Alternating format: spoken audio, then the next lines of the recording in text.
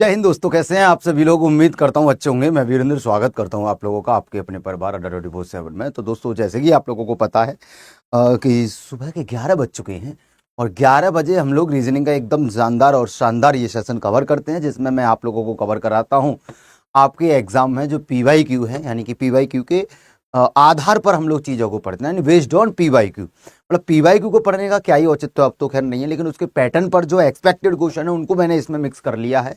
ठीक है, चलिए तो फिर बिना किसी देरी के अपने सेशन को स्टार्ट करते हैं और शुरू करते हैं कहानी की क्या रहने वाली है आज की पूरी रणनीति। ठीक है, चलिए, बहुत बहुत धन्यवाद साहब। तो याद रखना है ना कि जीतेंगे, कहते हैं ना, जीतेंगे हम ये वादा करो, जीतेंगे हम ये वादा करो और कोशिश हमेशा ज्यादा करो, किस्मत भी रूठे पर हिम्मत न टूटे, मजबूत इतना इरादा करो और बेहतर तरीके से मेहनत करो, है ना। अगर सपने सजा है तो उनको पूरा करने के लिए जी जान लगा देनी चाहिए, है ना। कहते हैं ना कि अगर सफलता चाहते हो, सफलता का जुनून है, तो दिल और दिमाग के बीच में बगावत लाजमी है। ठीक है, चलिए बिना किसी देरी के सेशन को स्टार्ट कर दिया जाता है। और समरी में अगर आपकी बात करूं, देखते चलो किसमें कितना दम है। ठीक है, और शुरू करते हैं इस सेशन को।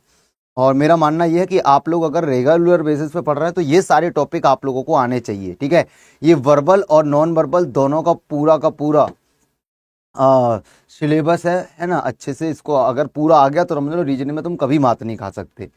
चलिए, तो फिर इस सवाल का आंसर आप लोग बताओ, मैं आपके आंसर का कर लेता हूं वेट। चलिए जल्दी से बताइए। ये कहता है आप लोगों से कि द्रव्यमान यानी कि mass is related to kilogram. द्रव्यमान किलोग्राम से उसी प्रकार संबंधित है जैसे बल संबंधित है किससे, न्यूटन से, है ना। बल किससे संबंधित है, न्यूटन से संबंधित है। ठीक है ना। चलिए, तो हमको पता है कि बल किससे संबंध होगा, बोलो बल का मात्रक न्यूटन होता है, बोलो हाँ सर, है ना। जिस प्रकार द्रव्यमान, है ना, द्रव्यमान किलोग्राम की यूनिट है, यूनिट किलोग्राम है द्रव्यमान की, उसी प्रकार बल न्यूटन हो जाएगा। ठीक है, चलिए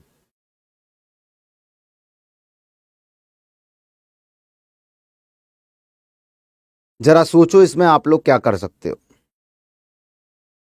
निम्नलिखित 4 युग्मों में से 3 एक निश्चित तरीके से समान हैं, तो आपको बताना एक और अलग है, जो वो कौन सा होगा। हमेशा इस तरीके का सवाल आए तो एक तो इसमें लगता है डिविजिबिलिटी का रूल। ठीक है, डिवाइडेशन से देखो कि यहाँ से दोनों नंबर किसी एक नंबर से कट रहे होंगे, या फिर एक पैटर्न फॉलो हो रहा होगा, एक एक नंबर से कट रहा, दूसरा सेम अदर नंबर से कट रहा है। जैसे अगर मैं यहाँ पर बात करूं तो ये सभी के सभी, ये आपका 8 से डिवाइड हो जाएगा, ये 8 एकम 8, नहीं 9 से होगा। ये देखो आपका ये सारे नंबर, ये 9 से डिवाइड है, बोलो हाँ सर, ये 9 से डिवाइड है ना, ये 9 से डिवाइड है, ये 9 से डिवाइड है, ये 8 से डिवाइड है, ये 8 से डिवाइड है, ये 8 से डिवाइड है, बट ये 8 से डिवाइड नहीं है। एक तो इस पैटर्न पे आप लोग काम कर सकते हो, और दूसरा आप लोग एक ये पैटर्न भी लगा सकते हो दोस्त, ये वाला, कि इन दोनों के बीच का जो डिफरेंस है ये 9 है ना। इन दोनों के बीच में जो अंतर है वो 9 है। देखो ऐसे, इन दोनों के बीच में अंतर 9 का, और यहां पर अंतर 13 का, यहां पर अंतर 36 और 4 40, 14 और 3 17 का, और 52 से 71 हो रहा, 52 8 60 70 19 का। तो आप यहां एक चीज तो अच्छे से देख पा गए होंगे कि ये 17 13 17 19 ये सभी कैसी संख्याएं। बोलेंगे गुरुदेव एक बात कहें, मैं कहूंगा हाँ भैया कह दो। तो आप लोगों के तुरंत दिमाग में आ जाएगी कहानी की ये अभाज्य हैं। अभाज्य बोले तो ये प्राइम है। प्राइम नंबर का अंतर आप लोगों को यहां पर देखने को मिल रहा है, तो इसलिए आंसर ऑप्शन ए 9 क्या है, बोलो ये प्राइम नंबर नहीं है। ठीक है, चलिए आगे बढ़ जाते हैं। इसमें आप लोग बनाइए कि क्या इसका आंसर डेफिनेट बनेगा। सही से बनाना, अच्छे से मेहनत करो बढ़िया से, है ना। आगे से बोलो जल्दी से क्या बनेगा इसका आंसर।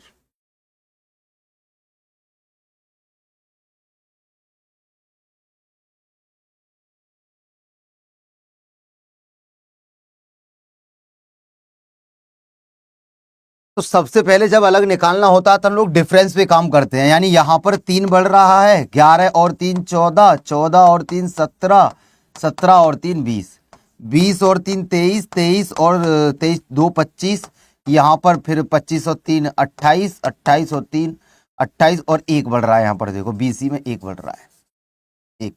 और यहाँ पर देखोगे तो +3 है, यहाँ पर भी +3 है, यहाँ पर भी +3 है, यहाँ पर भी +3 है।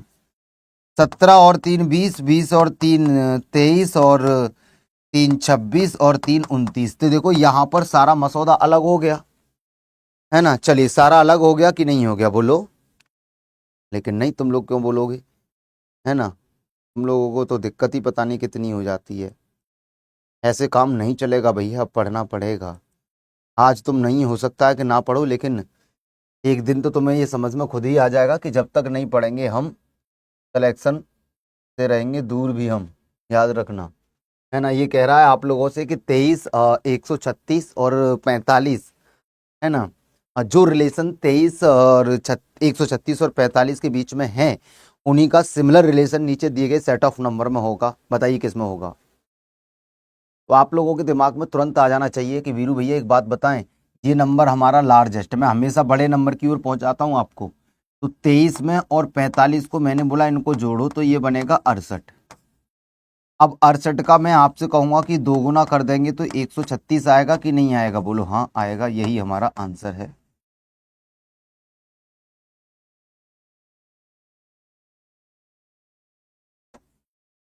अब हमसे यहाँ पर हम यही काम करेंगे। तो जैसे अगर मैंने बोला इन दोनों को जोड़ो, 9 और 1 10, 0 आएगा, 0 के आधे में भी तो 0 ही आएगा, दोगुने में भी। और 6 और 1 7, 7 दूनी 14 आएगा लास्ट में, सॉरी 7 और 1 8 दूनी 16, यानी कि आप देख सकते हो 7 और 1 8 और 3 और 3 6, 68 दूनी तो 136 था, है ना। ये भी गलत है। 7 और 3 10 यानी कि 0, और ये कितना हो जाएगा, 50 दूनी 100 होना चाहिए था। 19 और 29 कितना हो गया बेटा, 48, 9 9 8 और 2 3 48, और 48 का दोगुना करूंगा तो कितना आएगा, बोलो सर 96 आ जाएगा। Option D is the correct answer.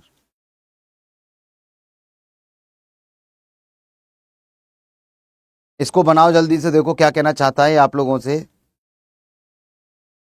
अब आप लोगों के दिमाग में तुरंत आना चाहिए कि सर ये जो डियर है इसको लिखा जा रहा है 7465, मतलब एवरी लेटर नंबर कोड में नंबर से रिप्रेजेंट किया गया है।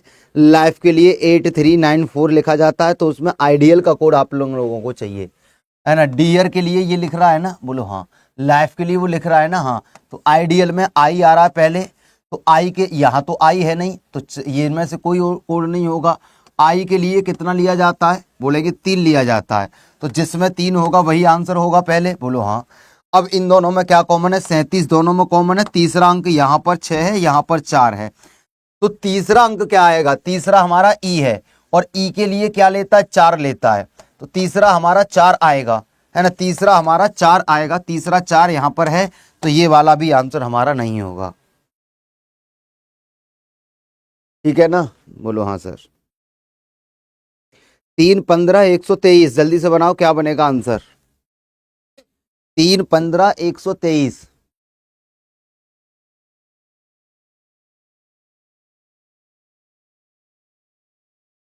3 15 123।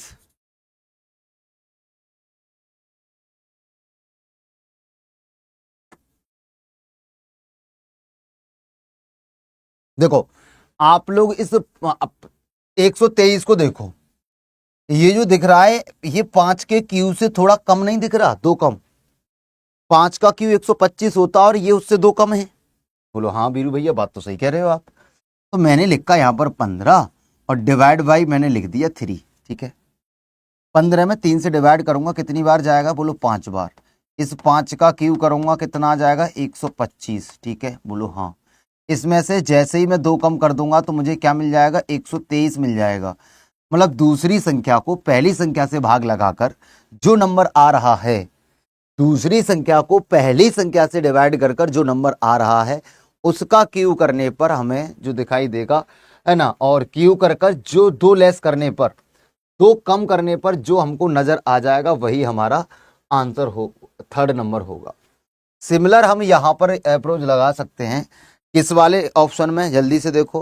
बोलेंगे ऑप्शन सी में लगा सकते हैं। 4 का भाग मैंने 26 में लगाया, 6 का जब मैंने क्यू करा तो 216, और इसमें से मैंने 2 कम करे तो मुझे मिल गया 214। इसका आंसर बताइए क्या बनेगा।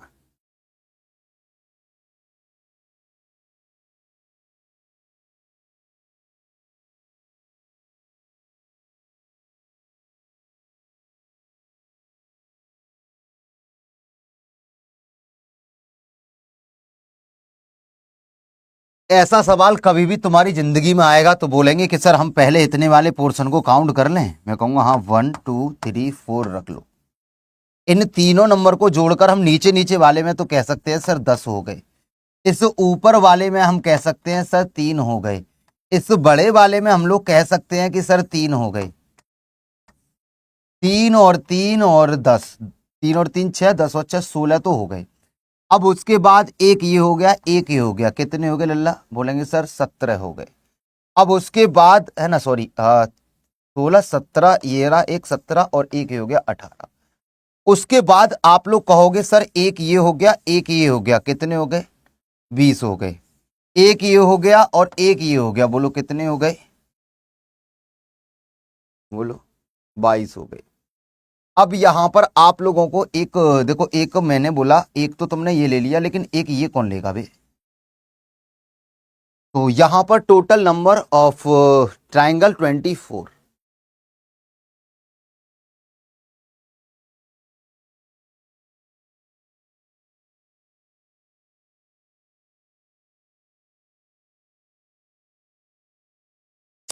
ये कह रहा है कि क्लर्क पुरुष और स्थायी कर्मचारी, clerk man and permanent employ. आप लोग इसका वेन डायग्राम ड्रॉ करिए, बनाइए दोस्त। क्या बनाओगे इसका वेन डायग्राम?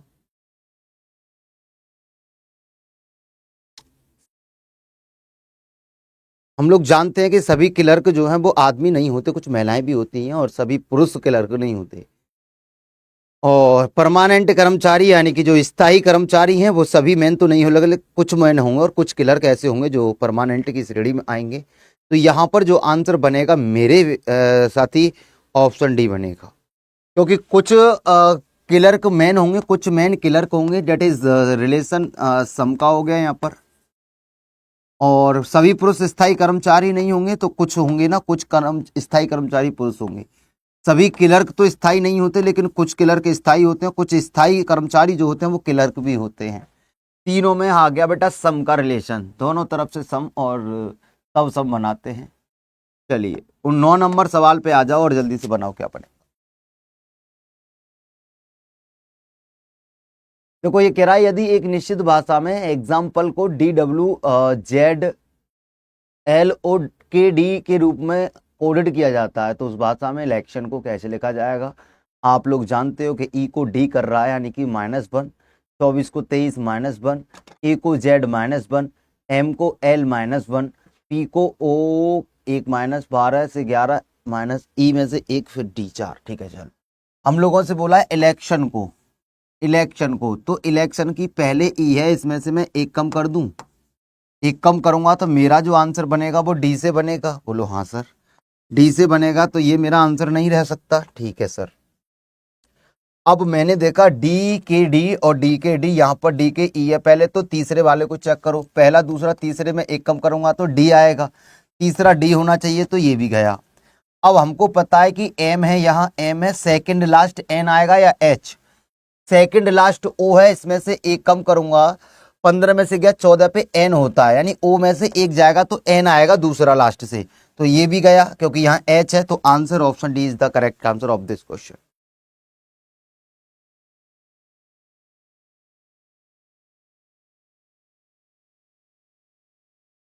चलो आगे देखते हैं और इस सवाल का बनाने की कोशिश करो कि आप लोग वाकई इसे कर पाते हैं क्या।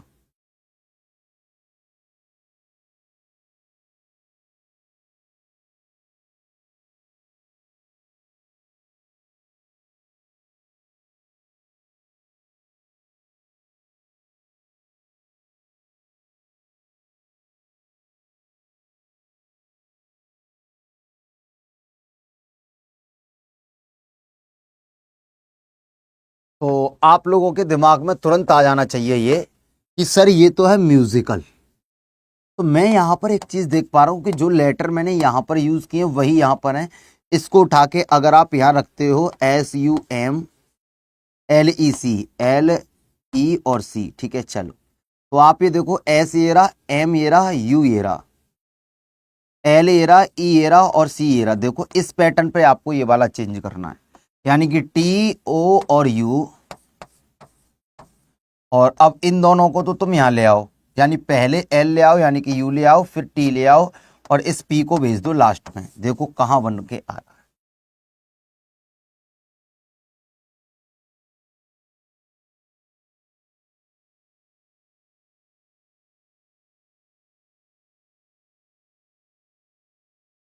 सोचो इसके बारे में तुम्हारा क्या ख्याल है, सोचो इसके बारे में तुम्हारा क्या ख्याल है। मतलब देखो तरीके वो होने चाहिए जिससे आप लोग आसान बनाओ, सवाल को सॉल्व करना आपका आसान हो। ये ना हो कि आप इसकी उलझनों में फंस जाओ, है ना। चलिए भैया बनाइए। तो मैं आपसे अगर ये कहूं कि देखो यहां पर 1 2 3 4 5 6 लाइन है, 1 2 3 4 5 लाइन है। एक कम हो गई, बाहर की लाइन काउंट करो बस।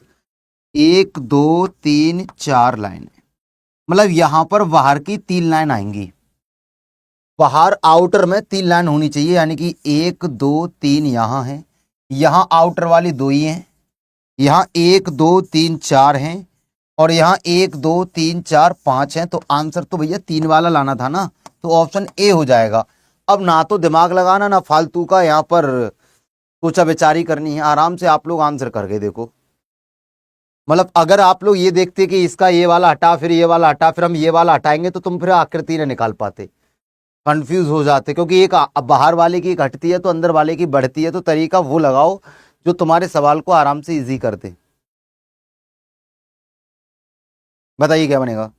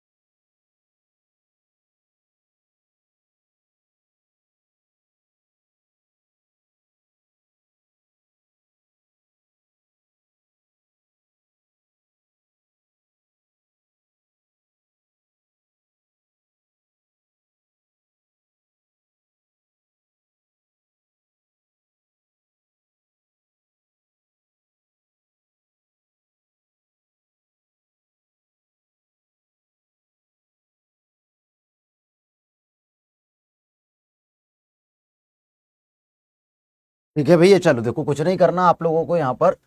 आप ये कह सकते हो कि सर अर्थ में आप लोगों को ये हटा दे, ये देखो ई में एक जोड़ा होगा, बोलो हाँ। फिर यहाँ से एक घटाया, यहाँ एक बढ़ाया, एक घटाया, एक बढ़ाया,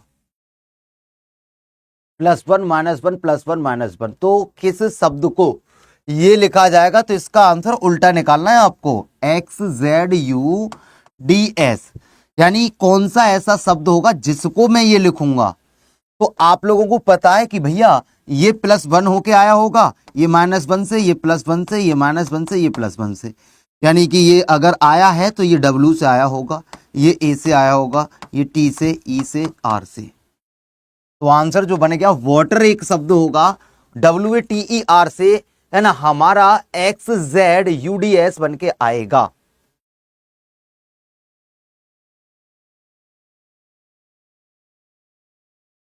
एक दो पांच, और यहां की आप लोगों को प्लेस वैल्यू निकालनी है कि क्या होगी। बताओ क्या बनेगा यहां पे आप लोग।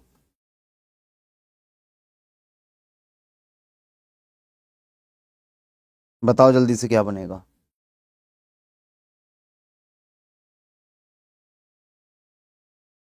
जल्दी से बनाओ, एकदम एकदम जल्दी से बनाओ, एकदम जल्दी से। देखो आप लोगों को दिख रहा है ना यहाँ पे एक, बोलो हाँ।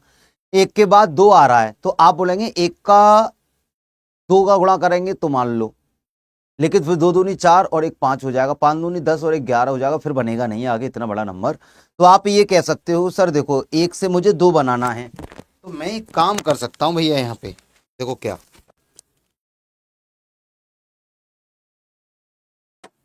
हम कहेंगे कि ये एक का स्क्वायर प्लस वन हो गया तो दो मिलेगा, तब इसका स्क्वायर करके एक जोड़ दूंगा दो मिलेगा। अब दो का स्क्वायर करके एक जोड़ दूंगा तो मुझे पांच मिलेगा। अब पांच का स्क्वायर करके मैं एक जोड़ दूंगा तो मुझे 26 मिलेगा। और अगर मैं यहां 26 कह दूंगा तो मैं 26 का स्क्वायर करके प्लस एक करूंगा तो मुझे 677 मिलेगा। मतलब 26 का स्क्वायर 676 में एक जोड़ूंगा 677 हमारा हो जाएगा।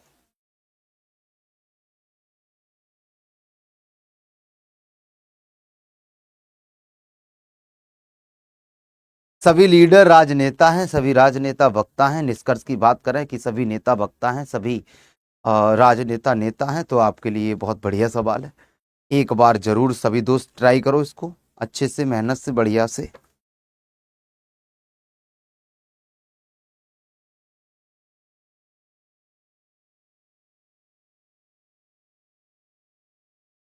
सभी लीडर राजनेता हैं, जितने भी लीडर हैं ना बेटा, सबके सब राजनेता हैं।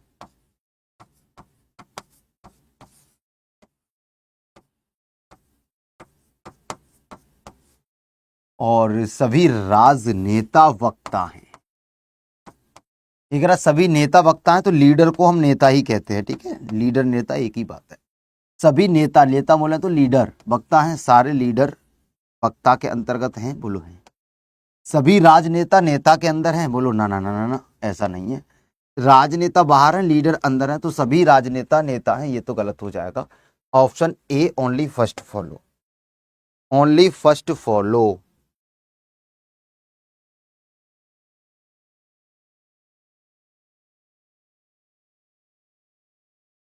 आगे देखो, इससे को तो आप लोग बनाइए और बताइए कि क्या रिजल्ट आएगा इसका, क्या रिजल्ट आएगा, जल्दी बनाओ।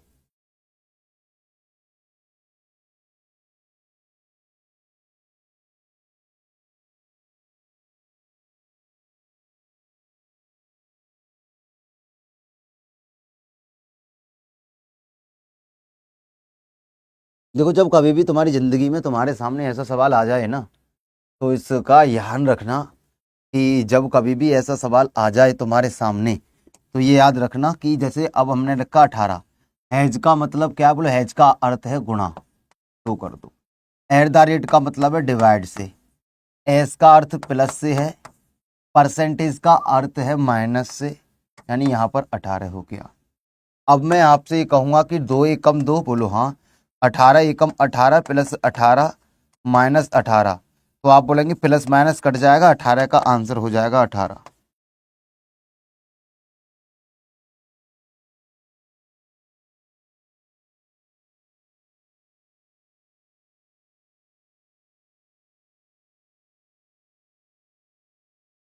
ये देखो ये वाली आकृति किस में बन के आएगी, आप लोगों को यहाँ तो साफ नजर आ रही है, नहीं बनेगी ना, यहाँ दिख रहा यहाँ नहीं बनेगी। और यहाँ पर अगर देखोगे तो कहीं से भी क्रॉस टाइप में आकृति नहीं जुड़ रही है, तो बनेगी ये भी नहीं। ये आंसर हमारा बनेगा जो कि ये है, देखो।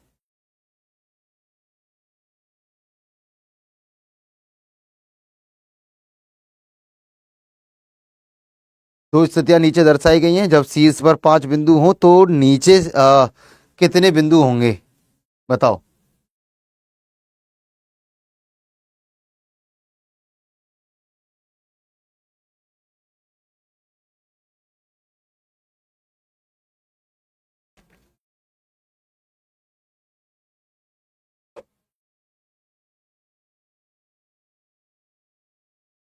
देखो अब हम लोग देखेंगे यहाँ कॉमन क्या है, बोलेंगे सर दो कॉमन है।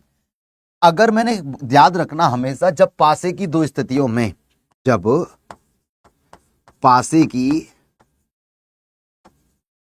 दो स्थितियां हों, दो स्थितियों में एक सतह समान हो, एक सतह समान हो, तो उसके विपरीत वह होगी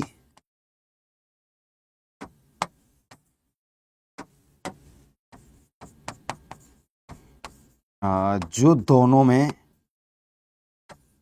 तो दोनों स्थितियों में ना होगी। मतलब इसका कहने का मतलब है, जब पासे की कोई भी दो स्थितियां हों और उनमें एक सतह समान हो, तो उसके अपोजिट वो होगी जो दोनों में नहीं दिखाई दे रही है, वो है भैया 5। अब हमसे कह रहा है कि अगर जब शीर्ष पर 5 है, तो 5 शीर्ष यानी कि ऊपर है, टॉप पर है, तो ये पूछ रहा है नीचे क्या होगा, जो 5 के विपरीत होगा वही नीचे होगा ना। 5 के विपरीत लल्ला 2 है, तो बात खत्म। Option B is the correct answer of this question.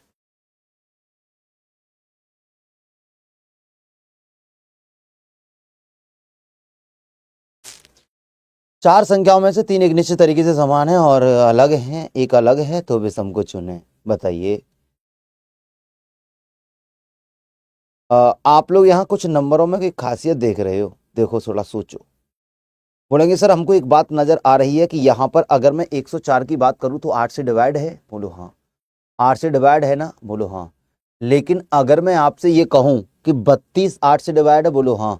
48 8 से डिवाइड है, बोलो हाँ। लेकिन 28 जो है वो अलग हो जाएगा, क्योंकि 104 और 32 और 28 ऐसे नंबर हैं जो 8 से डिवाइड होंगे, लेकिन 28 8 से डिवाइड नहीं होगा। अगला नंबर, निम्न चार युग्मों में से तीन एक निश्चित तरीके से समान है और एक भिन्न है, विषम को चुनना है। आप इन दोनों नंबर का आपस में देखो मल्टीप्लाई करके रिजल्ट क्या सेम आ रहा है सबका? देखो चेक करो। अगर मैं आपसे ये कहता हूं कि 22 गुणा 4 कितना होगा? 84 होगा। बोलो हाँ सर। 11 गुणा 8 88 होगा। बोलो हाँ सर। 22 गुणा 4 88 होगा। बोलो हाँ सर। 12 गुणा 7 कितना होगा? 22 गुणा 4, देखो यहां पर ये है मेरे कहने का मतलब, 22 गुणा 4 यानी कि 88, 11 गुणा 8 बोलो 88, 12 7 84, 44 दूनी 88। देखो चेक करो सबसे अलग कौन सा है।